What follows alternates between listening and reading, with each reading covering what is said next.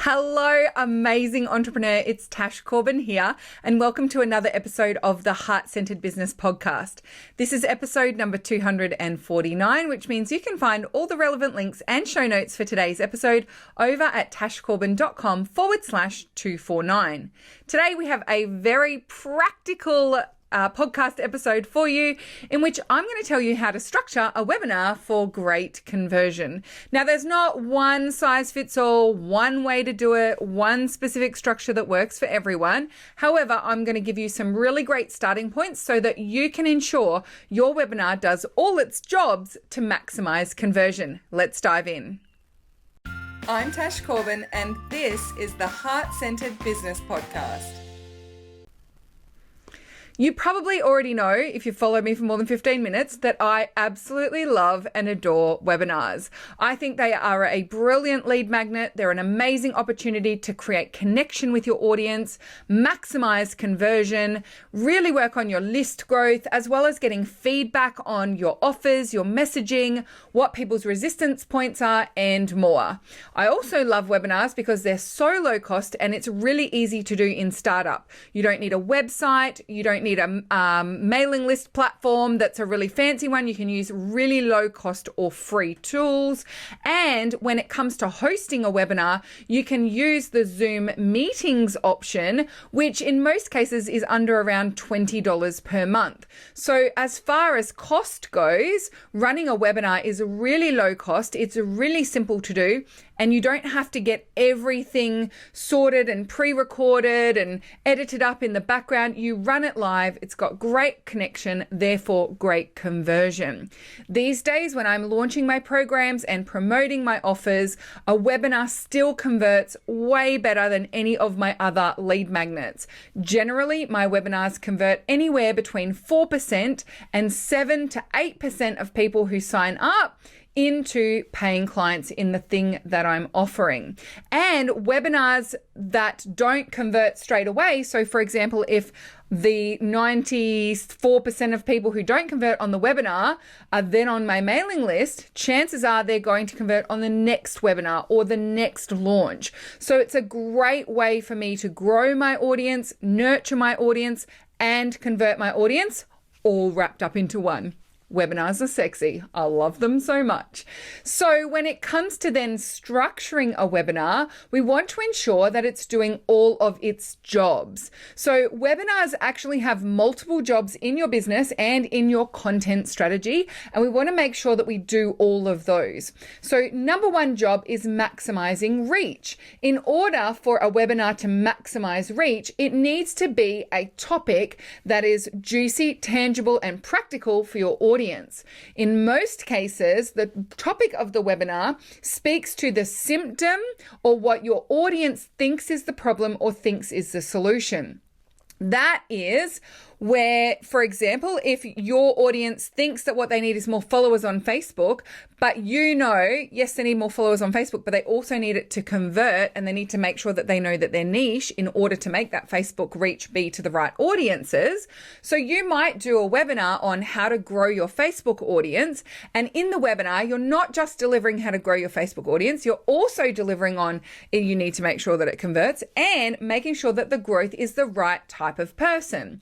So when it comes to structuring your webinar, we need to bridge a gap between what people think is the problem and the solution and what we know is the real transformation that needs to occur for them to get the outcome that they want. Because let's face it, people might think that they need more followers on their Facebook page, but in most cases, they want that extra following for a reason. They want more followers on their Facebook page because they think that's going to solve their issues with number of sales they're making or their income level. And so the real transformation that they're looking for is not simply getting more followers on their Facebook page. It's actually something that is a lot deeper. So this leads in really nicely to me talking about the turn process. So the turn process is a 4-step process. Yes, it's an acronym. It's a 4-step process through which we take people from curious to converted. So the turn process stands for TURN, turn, and the first one is think. So that is the start of my webinar structure, making sure that we are on the same page about what the person thinks the problem is, what they think the solution is. And I deliver on solving that problem and delivering that solution. So if in the example of getting Facebook followers on your page, you would use how to get followers on your Facebook page. It's not only the title, but that's also what you're going to be covering in that webinar in the early stages of the webinar. So give your people what they want, because if you just keep yelling at them that that's not what they need, chances are they're going to get the glazed eyes look and go and work with someone else. So for example, people come to me all the time and say, how do I get more followers on my Facebook page? If I said to them, you don't need followers on your Facebook page, what you need is high conversion, high connection strategies. Stop trying to get Facebook followers. Then most people would go, yeah, that's really nice. Yep, I know I need to get conversion, but I just need to get followers on my Facebook page first. So instead of saying you don't need this, you need that, I say, yes, here's how to do that. But have you also considered this? Or yes, here's how to do that. And if you want to maximize the results of that in achieving the outcomes you actually want to achieve, then here's how we do that too. So generally, I have the topic and the early parts of my webinar speaking to what my audience thinks is the problem, thinks is the solution, and I deliver on that. So that's the T of the turn process. U stands for understand. Understand is where I help people understand how to solve the problem that they think that they have, but also I'm planting the seed of helping them understand this goes deeper. It's not just about getting followers on your Facebook page. There's a thing that you want that to achieve for you. You want followers on your Facebook page because you think that that's going to get you more sales. But not all followers are created equal. So if we're going to get you more followers on your Facebook page, why don't we get you more followers who are high quality in your niche, ready, willing, and able to take action and buy from you? And let's engage with that audience in a way that maximizes conversion. Wouldn't that be amazing? So the U stands for understand. Understand how to solve what you think the problem is, but also understand that it's going deeper. And if we want the big outcome that we think that that's going to get us, we need to ensure that we understand all the pieces that go into creating that outcome. The R stands for the real need or the real transformation. So the R is where you present in your webinar that if you want the big outcome, it's not just a matter of getting more followers on Facebook, because let's face it, you can buy 1,000 followers on your Facebook page for like $20 through Fiverr. You can buy followers by running Facebook ads. Like if all you need is Facebook followers, then you can get those. But the thing is that you don't just want Facebook followers for followers' sake. You want Facebook followers because you want to make more sales. You want an audience. You want that audience to be the right audience. So what we do in the R phase of the webinar, what the real transformation is we actually present what is the combinations of things that go together to achieve that bigger goal.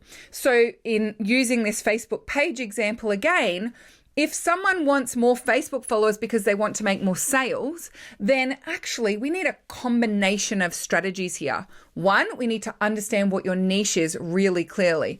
Two, we want to grow your Facebook audience through content that speaks to the value proposition of your work and a message that deeply resonates with that specific audience. Three, we want to ensure that if we're going to have that Facebook following turn into paying clients, we're presenting them with an offer that is compelling. And four, there are some marketing strategies and techniques that we can use to maximize growth, new audience members, reach to your existing audience, and engagement of your audience on your Facebook page. So can you see how by bringing this combination of things together over an extended period of time, we're actually not just going to achieve extra reach and extra followers on your Facebook page, we're going to achieve more sales, more paying clients, high quality audience. So you can see how that is the R stage of the webinar, because we're not just talking about the surface level thing that people think is the problem or the solution that they need. We're also presenting to them a depth of understanding of what that real transformation is going to take. And then the N of the turn process is to present the next steps. The next step from here, from a webinar, is for us to work together. So you present your offer on how you can go deeper with that real transformation with your audience and how you can support them through that process.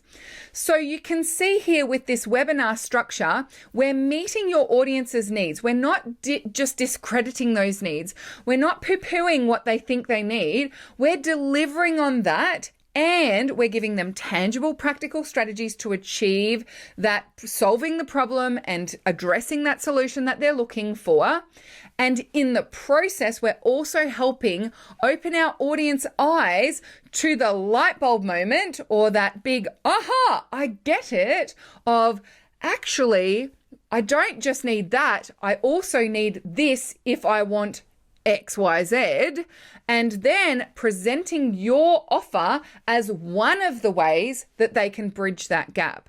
Now, some people will come to your webinar. Some people do this with me all the time, right? They come to my webinar and actually they just need the followers on the Facebook page thing. They've got the conversion part working. They've got the engagement part working. They just wanted some extra practical ways to get bigger reach on their Facebook page. And so they leave that webinar really happy. They don't need to buy the next step from me because they're already sorted with the rest of that transformation. But there is a percentage of people who come along to that webinar and they realize, actually, what I need is a bit bigger, it's a bit deeper, and working with Tash is going to be the best strategy for me to get from where I am to where I want to be, not just with growing my Facebook page, but also with making sales from it. So it's a really beautiful process.